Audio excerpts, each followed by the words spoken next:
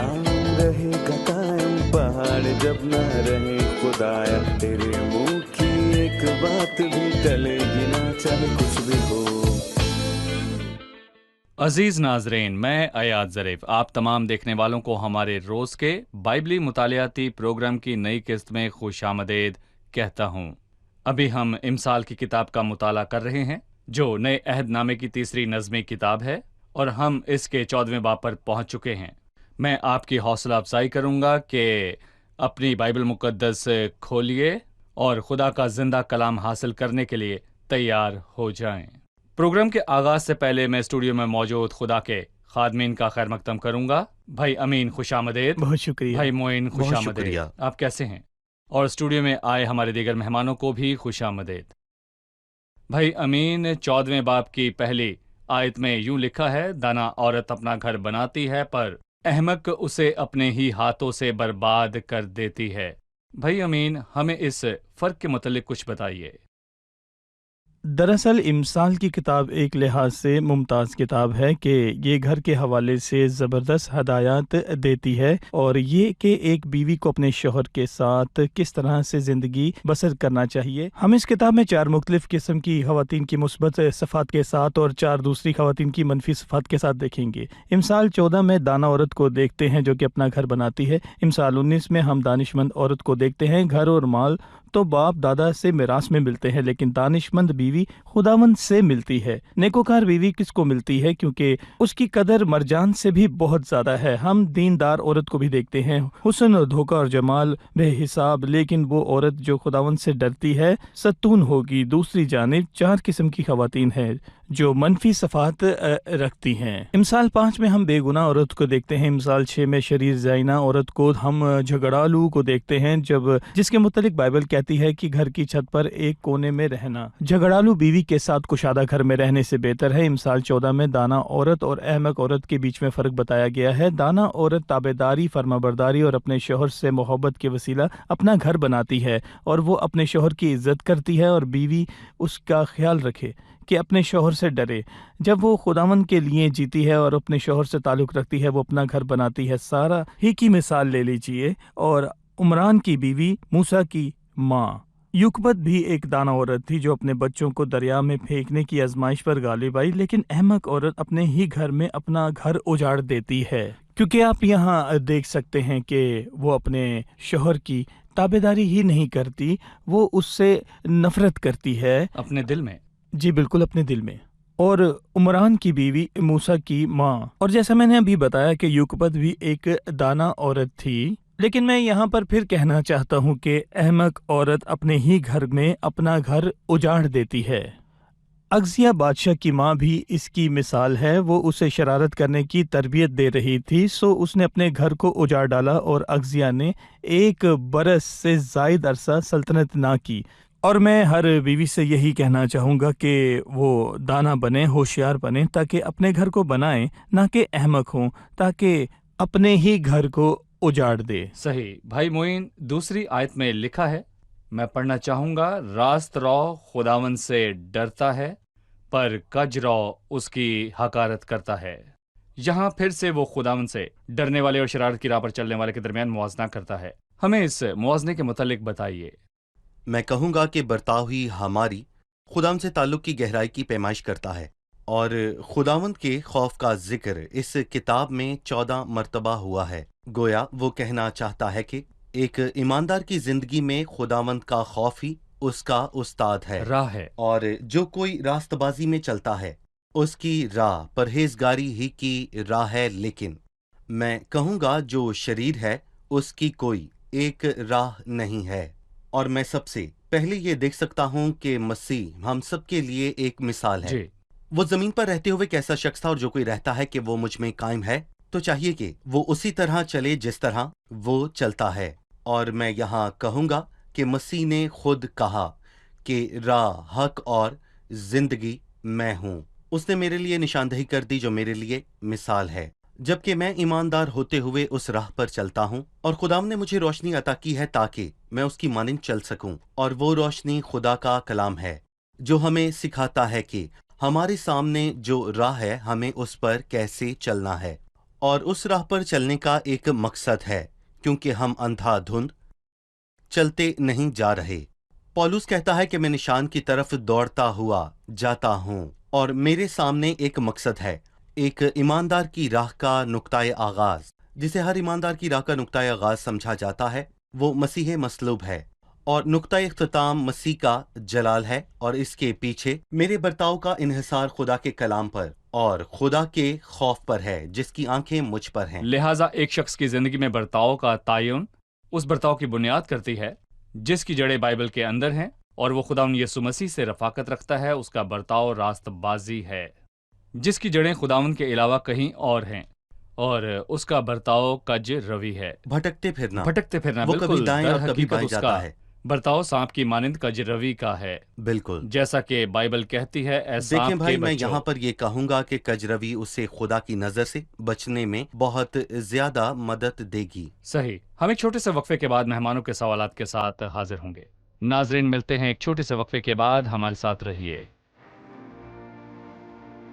جب ہم گناہ کو اپنی زندگی کو آلودہ کرنے کی اجازت دیتے ہیں تو بالآخر ہمیں معاملے کی سنجیدگی اور نزاکت کا احساس ہوتا ہے، اور پاکیزگی کا عمل ہمیں کانٹوں بھرا اور مشکل نظر آتا ہے، اور اگر ہم اس سے پیچھا چھڑانا چاہتے ہیں تو سب سے پہلے ہمیں یہ جاننا ہے کہ یہ گناہ ہمیں کس حد تک نقصان پہنچاتا ہے، اور اس سے نسل انسانی کو کس حد تک نقصان اور خسارہ برداشت کرنا پڑا۔ یہ وہ بربادی ہے جس میں ہم پڑ چکے ہیں، اور یہ وہ شرمندگی ہے جو ہمیں لاحق ہے۔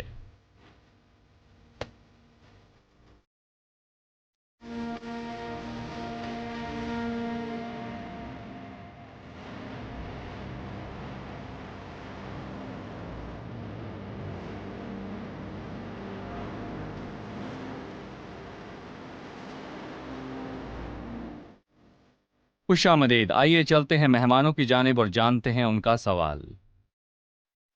چوتھی آیت میں لکھا ہے، جہاں بیل نہیں وہاں چرنی صاف ہے، لیکن گلہ کی افزائش بیل کے زور سے ہے۔ اس کی وضاحت کریں۔ بھائی امین، ہم اس آیت کی وضاحت چاہتے ہیں۔ یہ آیت بڑی مشکل نظر آتی ہے، لیکن اس کا مطلب بہت شاندار ہے۔ جہاں بیل نہیں وہاں چرنی صاف ہے، لیکن گلہ کی افزائش بیل کے زور سے ہے۔ بیل پاک جانوروں میں سے ایک ہے، اور ایک مفید حیوان اور ایک پاک جانور ہے۔ احبار 11 شریعت کے اعتبار سے بالکل، مگر یقیناً یہ پرانے عہد نامے کی رسمی پاکیزگی ہے۔ جی بالکل، ایسا ہی ہے؟ جی۔ بیل نہ صرف ایک پاک بلکہ ایک مفید جانور بھی ہے۔ کچھ جگہوں پر اس پر سوار بھی ہوا جا سکتا ہے، اور اس کا استعمال ہل چلانے اور گلہ کو چھاننے کے استعمال میں بھی ہوتا ہے، لیکن اس جانور کو بڑی صفائی ستھرائی کی ضرورت ہوتی ہے، کیونکہ اس کا فضلہ باکثرت ہوتا ہے۔ سو جو کوئی بیل پالتا ہے اسے اپنے گودام کو روزانہ صاف کرنا پڑتا ہے۔ کچھ لوگ اس کی صاف صفائی سے اکتا بھی جاتے ہیں، سو اس بیل کو وہ بیچ دیتے ہیں یا ذبح کر دیتے ہیں، جو کہ اچھی بات نہیں ہے۔ بائبل کہتی ہے، جہاں بیل نہیں وہاں چرنی صاف نہیں۔ صاف سے مراد ہے خالی۔ جی، اس لیے صاف ہے کیونکہ بیلوں سے خالی ہے، سو اس کی صفائی کو فکر نہیں ہے، لیکن گلہ کی افزائش بیل کے زور سے ہے۔ یہ اس کے برعکس ہے، جب گلہ کثرت سے ہوتا ہے تو بیل کھاتا ہے اور صحت مند ہو جاتا ہے۔ اس کا روحانی اطلاق یوں ہے کہ بیل پرانے عہد نامہ کے مطابق ایک پاک جانور ہے، سو یہ ایماندار کو ظاہر کر رہا ہے جو کہ مسیح کے خون سے پاک کیا گیا ہے۔ کچھ کلیسیاؤں میں جب وہ دیکھتے ہیں کہ ایماندار مصیبت کی جڑ ہیں یا محض غلطیاں کرتے ہیں تو وہ کیا کرتے ہیں، آپ دیکھ سکتے ہیں کہ وہ ان سے کیسا پیش آتے ان سے ہیں، جان چھڑاتے ہیں تاکہ جگہ صاف ہو سکے، تاکہ جگہ صاف ہو۔ اور وہ ان کی مصیبت کی جڑ نہ رہے، اور یہ نتیجہ ہوتا ہے کہ عبادتیں خالی ہو جاتی ہیں۔ ہمیں برداشت ہونا لازمی ہے تاکہ ہم ایک دوسرے کی ناکامیوں کو دور کر سکیں۔ اگر کوئی آدمی کسی قصور میں پکڑا بھی جائے تو ہم روحانی ہوں جو اسے حلیم مجازی سے بحال کریں اور اپنا بھی خیال رکھیں، کہیں تو بھی آزمائش میں نہ آ پڑے۔ اپنے غلہ کی افزائش بیل کے زور سے ہے، جس قدر ہم خدا کے کلام سے بھرے ہوں گے۔ جی ٹھیک ہے، یقیناً غلہ چھپانے سے حاصل ہوتا ہے، وہی چھانتا ہے اور غلہ حاصل ہوتا ہے۔ گویا کہنا چاہتا ہے کہ ہم قربانی کے وسیلے اچھی چیزوں کو پاتے ہیں۔ جی مسیح کی قربانی غلہ اور ہماری زندگی کی آسودگی کا منبع ہے۔ صحیح، اگر قربانی نہ ہوتی تو کوئی غلہ نہ ہوتا، بالکل۔ لیکن مسیح کا ہماری زندگیوں میں بطور عظیم قربانی کے ہونا ہماری زندگیوں میں غلہ کے ہونے کا سبب ہے۔ ہم، بھائی معین، 9ویں آیت سے 12ویں آیت میں کچھ اصول ہیں جن پر بات کرنے کی ضرورت ہے، ہمیں ان کے متعلق کچھ بتائیے۔ آیت 9 میں لکھا ہے، احمق گناہ کر کے ہنستے ہیں۔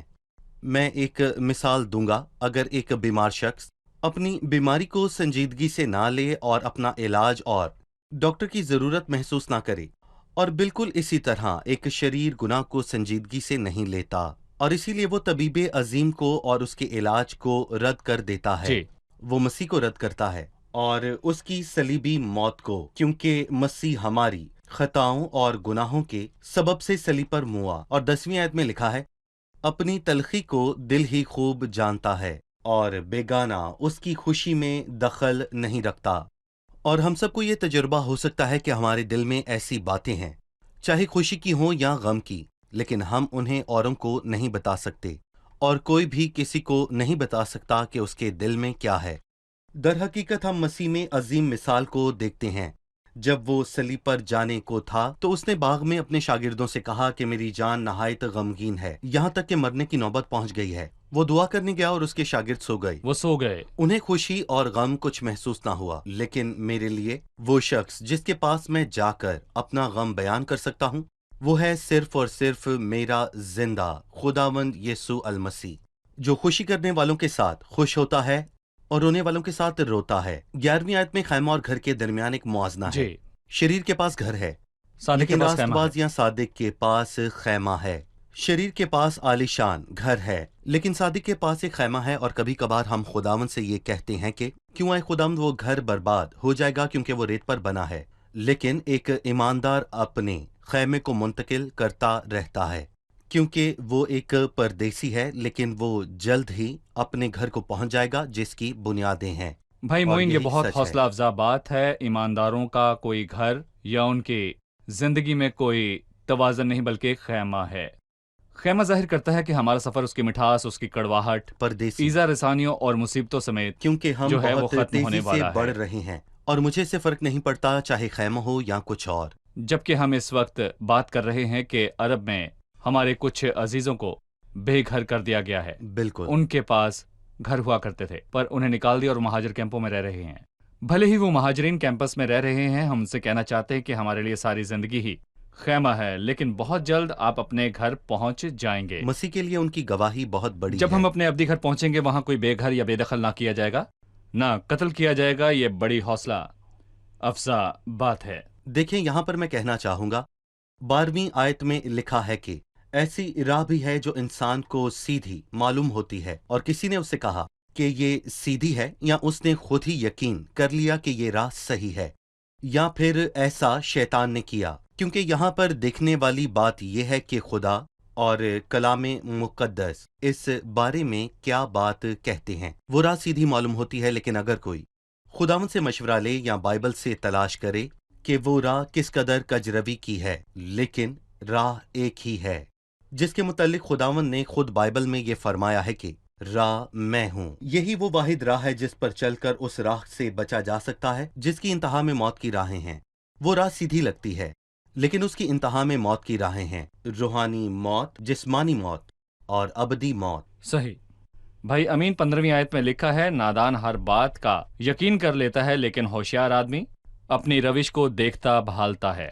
وہ سادہ دل اور ہوشیار کے متعلق بات کر رہا ہے، اور وہ کہتا ہے کہ سادہ دل ہر بات کا یقین کرتا ہے، جبکہ ہوشیار اس کے برعکس ہے۔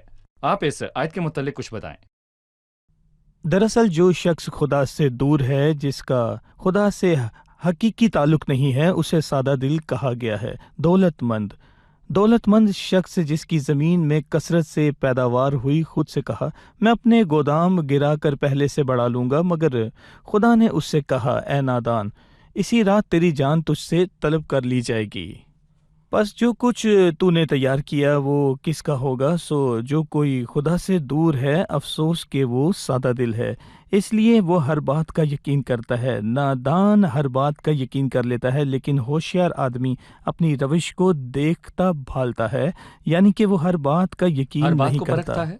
बिल्कुल। देखें, बाइबल कहती है सब बातों को आजमाओ, जो अच्छी हो उसे पकड़े रहो। ना सिर्फ हम हर बात को पकड़े रहें और जो अच्छा है उस पर कायम रहें, बल्कि रूहानी तौर पर भी बाइबल हमें यह हुक्म देती है कि जब कोई बोलता है तो हमें उसे खुदा के कलाम की रोशनी में जाकर गहराई से सुनना है, सही। परखना है। पहले करंथियों के 14वें बाब में लिखा है, नबियों में से 2 या 3 बोलें या बाकी उनके कलाम को परखें। इसलिए हमें हर बात का यकीन नहीं करना, क्योंकि दुनिया झूठ और फरेब और धोखे का घर है, बल्कि हमें हर बात को जांचना और परखना है और देखना है कि खुदा के कलाम से ये मेल खाती है या नहीं। सही। हम एक वक्फे के बाद मेहमानों के सवालात के साथ हाजिर होंगे। नाजरीन, मिलते हैं एक छोटे से वक्फे के बाद। हमारे साथ रहिए।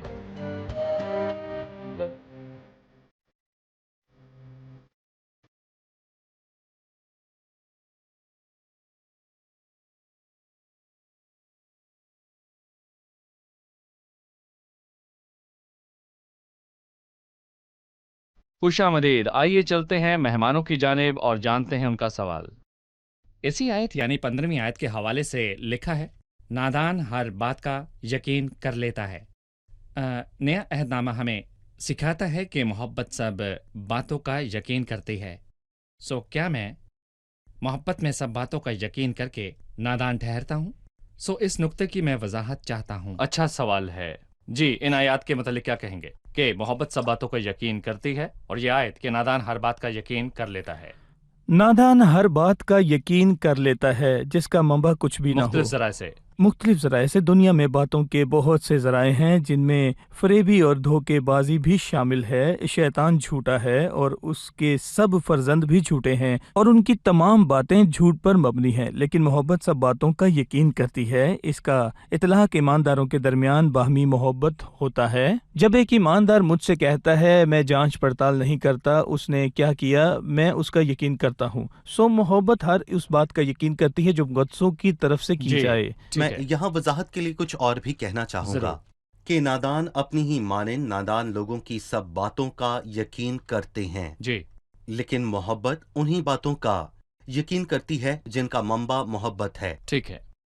भाई मुइन, 21वीं आयत में लिखा है, अपने हमसाये को हकीर जानने वाला गुनाह करता है, लेकिन कंगाल पर रहम करने वाला मुबारक है। आप इन अल्फाज में क्या देखते हैं? मैं देख सकता हूँ कि यहाँ हकीर जानने की वजह उसकी गुर्बत हो, क्योंकि गुज़िश्ता आयत में गुर्बत का तस्करा किया गया है कि कंगाल से उसका हमसाया भी बेजार है, और ये आयत मैं कहूँगा कि गरीबों के हवाले से है। हो सकता है कि कोई अपने माल या फिर रुतबे या मौशी हालात की बिना पर हकारत का निशाना बने, और ये बड़े गुनाह है जिससे खुदावंद को नफरत है।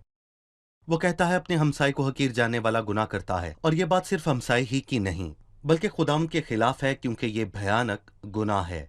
तो क्या बदी के मौजद गुमराह नहीं होते? हम 22वीं आयत में 2 किस्म के मौजद देखते हैं, बदी के मौजद और नेकी के मौजद, क्योंकि ऐसे लोग भी हैं जो बदी के मौजद होने की फिक्र में रहते हैं।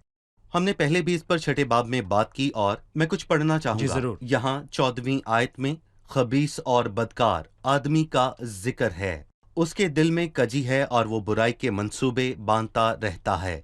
और यहाँ वो उनके मुतालिक कहता है कि क्या बदी के मौजद गुमराह नहीं होते? पर शफकत और सच्चाई नेकी के मौजदों के लिए है, और ऐसे ईमानदार भी हैं जो सिर्फ भलाई करने की फिक्र में लगे रहते हैं। लेकिन मैं कहूँगा कि चाहे आप भलाई को जाने या फिर ना जाने, लेकिन खुदा इससे बहुत खुश होता है। ऐसे लोग भी हैं जो ना सिर्फ बदी करते हैं बल्कि इजाद बदी करते की हैं। नई सूरतें इजाद करते हैं, जिनके मुतालिक हमने कभी सुना नहीं। वो निजासत हो सकती है, बुरी ख्वाहिशात, शहवत और कत्ल, यहाँ तक कि कत्ल करने और ईजा देने के ऐसे तरीके हैं जिनके मुतालिक हमने कभी नहीं सुना। ऐसे लोग हैं जो बदी के पेशावर मौजूद हैं, लेकिन साथ ही ऐसे लोग भी हैं जो भलाई के मौजूद होने का कोई मौका नहीं देखिए, गंवाते। बहुत से ऐसे गुनाह हैं जो हम आसपास के लोगों को करते हुए देखते हैं जो पहले नहीं होते थे, और इंसान ने मुसलसल गुनाहों में जिद पैदा की है। اور ہم نے دیکھا کہ بتائیے۔ بدی کے موجود گمراہ بھی ہو جاتے ہیں، جی پر شفقت اور سچائی نیکی کے موجود کے شفقت اور لیے نہیں سچائی۔ ہے۔ خداوند ہماری مدد کرے تاکہ ہم نیکی کے موجود ہوں، تاکہ شفقت اور سچائی ہمارے لیے ہو۔ ٹھیک ہے۔ آیت 23 محنت اور منہ کی باتوں کے حوالے سے ہے۔ یہ مثبت محبت ہے اور خداوند محبت سے کی گئی مشقت کو کبھی نہیں بھولتا، اور اس میں نفع ہے، اور نفع اس کے لیے جو محنت کرتا ہے۔ محنت کرنے والوں کے لیے نفع ہے، اور اہم ترین بات یہ ہے کہ اور نفع اس لیے ہے کہ اس سے خداوند کو جلال ملتا خداوند ہے۔ کی خاطر کی گئی محنت میں نفع ہے۔ بہت سے لوگ بے فائدہ محنت کرتے ہیں۔ کچھ لوگ دولت کمانے کے لیے محنت کرتے ہیں جسے وہ ایک دن یا ایک رات میں کھو سکتے ہیں۔ کچھ لوگ اعلیٰ تعلیم پانے کے لیے محنت کرتے ہیں، اسے بھی وہ ایک دن یا ایک رات میں کھو سکتے ہیں۔ لیکن خداوند کے کام میں ہمیشہ کیونکہ یہ افزائش جانتے کرتے ہو کہ رہو، تمہاری کیونکہ یہ محنت جانتے خداوند ہو میں کہ بے فائدہ تمہاری نہیں۔ محنت خداوند میں بے فائدہ نہیں۔ جو کوئی خداوند کی خاطر محنت کرتا ہے اسے دنیا میں اور ابدیت میں اجر ملے گا، وہ بے فائدہ نہیں ہے۔ اور جو کوئی تمہیں ایک پیالہ اس لیے پلائے کہ تم مسیح کے ہو تو وہ اپنا اجر نہ دیکھیں، کھوئے گا۔ یہاں تک کہ ایماندار ہوتے ہوئے اگر ہم اس بات کا تجربہ کرتے جو پطرس اور شاگردوں نے ایک بار کہی، ہم نے ساری رات محنت کی، وہ اس طور پر چلے جس پر خداوند سے مشورہ نہ لیا، صحیح۔ مگر ان کے ہاتھ کچھ نہ آیا۔ ٹھیک ہے بھائی امین، آئیے اس بے حد اہم آیت کو پڑھتے ہیں۔ 34ویں آیت، صداقت قوم کو سرفرازی بخشتی ہے پر گناہ سے امتوں کی رسوائی ہے۔ صداقت نہ صرف ایک شخص کو بلکہ ایک قوم کو سرفرازی بخشتی ہے۔ صداقت ایک قوم کو کیسے سرفرازی بخشتی ہے؟ ہمیں صداقت اور گناہ کے متعلق بتائیں۔ دراصل یہ ایک خوبصورت نعرہ ہے جسے ہماری انفرادی طور پر گھرانوں میں، کلیسیاؤں میں اور جماعتوں میں استعمال کرتے ہیں۔ دیکھیں، صداقت قوم کو سرفرازی بخشتی ہے۔ صحیح برتاؤ راست بازی کی زندگی، انصاف اور ایک دوسرے کی مدد کرنے کے وسیلہ۔ لہٰذا صداقت نہ صرف ایک شخص بلکہ ایک قوم کو سرفراز کرتی ہے۔ اس کے برعکس گناہ سے امتوں کی رسوائی ہے۔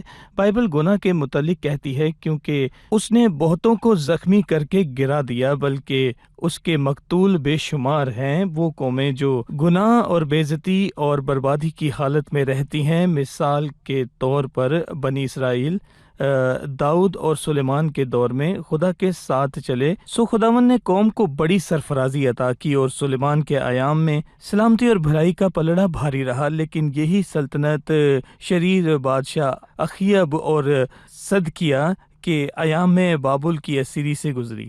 سو جب ہم راست بازی میں چلتے ہیں سرفراز کیے جاتے ہیں، جبکہ گناہ میں جینے کے سبب سے ہم شرمندگی اور بے عزتی کا شکار ہوتے ہیں۔ صحیح، چلیے مہمانوں سے اب ان کی رائے جانتے ہیں۔ جی، آج کے پروگرام سے آپ نے کیا سیکھا؟ آج میں نے سیکھا ایک ہی شخص ہے جو ہمیں سمجھ سکتا ہے اور ہمارے بے حد قریب ہے، کیونکہ وہ اسی راہ پر ہمارے آگے چلا۔ وہ آزمائش زدہ لوگوں کی مدد کر سکتا ہے۔ انسانوں کے اصول خدا کے اصولوں سے بالکل مختلف ہیں۔ بہت سے لوگ خود کو بچانے کے لیے شرارت کو ایجاد کرتے ہیں، لیکن بائبل ہمیں اس کی تعلیم نہیں دیتی۔ بہت سے لوگوں کو لگتا ہے کہ راست بازی سے چلتے رہنا ایک قسم کی نادانی ہے، لیکن بائبل یہ نہیں بتاتی۔ میرا خیال ہے کہ ہماری تہذیب اور اصولوں کا ایک بہت بڑا حصہ انسانوں کی سوچ سے لیا گیا ہے، نہ کہ بائبل سے۔ امید ہے کہ میں اپنے ذہن کو ایسی بے بنیاد پھیلی ہوئی باتوں کو تسلیم کرنے پر مجبور نہیں کروں گی اور ان سے شکست نہیں کھانے کی پوری کوشش کروں گی، کیونکہ بائبل ہمیں بھلائی کا موجود ہونے کی تعلیم دیتی ہے۔ بھلے ہی ایسا لگتا ہو کہ بھلائی کی کوئی گنجائش باقی نہیں رہی، تو بھی میں ہر بات میں بھلائی کر سکتی ہوں۔ صحیح، شکریہ، خداوند آپ کو برکت دے۔ خادمین کا بھی شکریہ۔ آنے والی آمین۔ قسط میں ہم اپنے مطالعے کو جاری رکھیں گے۔ ناظرین، یہ پیغام ذاتی طور پر آپ کے لیے ہے۔ گناہ کے سوا کچھ بھی آپ کی تذلیل نہیں کرے گا۔ صداقت قوم کو سرفرازی بخشتی ہے پر گناہ امتوں کی رسوائی ہے۔ بائبل نہیں بتاتی کہ غربت کسی کے لیے رسوائی ہے۔ بہت سے غریب الہی راست بازی سے لطف اندوز ہوتے ہیں اور بہت سے امیر بے دینی اور شہوت کی غربت میں ہیں۔ وہ واحد بات جو انسان کی تذلیل کا سبب ہے غربت یا پست معاشی حالت نہیں، پر گناہ سے امتوں کی رسوائی ہے۔ لیکن جب آپ مسیح کے پاس آتے ہیں اور اپنے گناہوں سے توبہ کرتے ہیں اور اپنی خطاؤں کو ترک کرتے ہیں، تو آپ خدا کی راست بازی سے ملبس کیے جاتے ہیں جو آپ کو خداوند یسوع مسیح پر ایمان لانے کے وسیلے ملتی ہے۔ خداوند آپ کو یہ راست بازی عطا کرتا ہے۔ اگر آپ خداوند یسوع مسیح پر ایمان لاتے ہیں تو آپ کی زندگی ضرور تبدیل ہوگی۔ آنے والی قسط میں پھر ملاقات ہوگی۔ خداوند آپ کو برکت دے۔